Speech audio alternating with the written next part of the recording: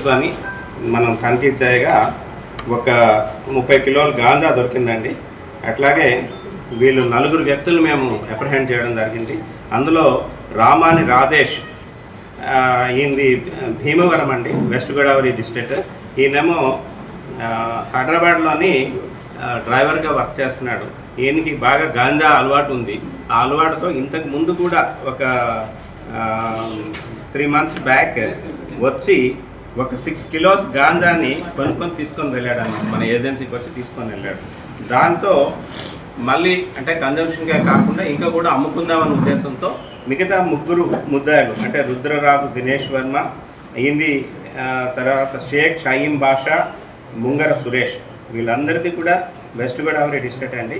వీళ్ళందరినీ ఒక టీమ్గా ఏర్పాటు చేసుకొని ముందుగా రాధేష్ మరియు రుద్రరాజు ఇద్దరు కూడా ఒక బైక్ మీద వెళ్ళారండి. బైక్ మీద వెళ్ళిన తర్వాత అక్కడ ఏజెన్సీలో పప్పులూరు దగ్గరలో ఒక గాంజాను, ఒక 30 కేజీల గాంజాను కొన్న తర్వాత వీళ్ళకి A3కి A4కి ఇన్ఫార్మ్ చేస్తే A3 A4 ఒక కారుని ఒకటి అద్దెకి తీసుకున్నారు. AP39JM935 అనే నెంబర్ గల కార్ని తీసుకొని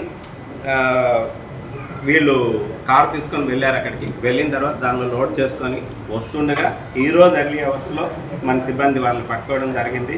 పట్టుకొని 30 కేజీల గాంజాని, ఒక స్విఫ్ట్ కార్ని, ఒక మోటార్ సైకిల్ని, ఒక 2 మొబైల్ ఫోన్లు, టోటల్ 27 lakhs రూపీస్ వర్త్ గల ప్రాపర్టీని సీజ్ చేయడం జరిగింది.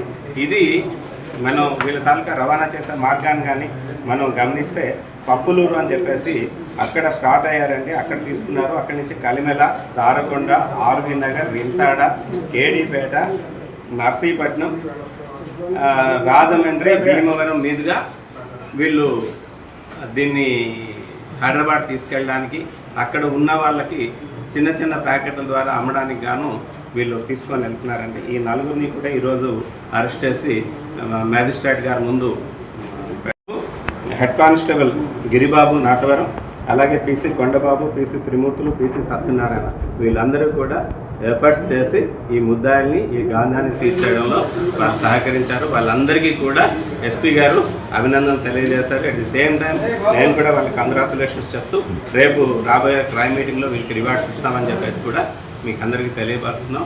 అందరికీ కూడా కోరేది ఒకటే, మీ దగ్గర నుంచి మాకు సహకారం కావాలి.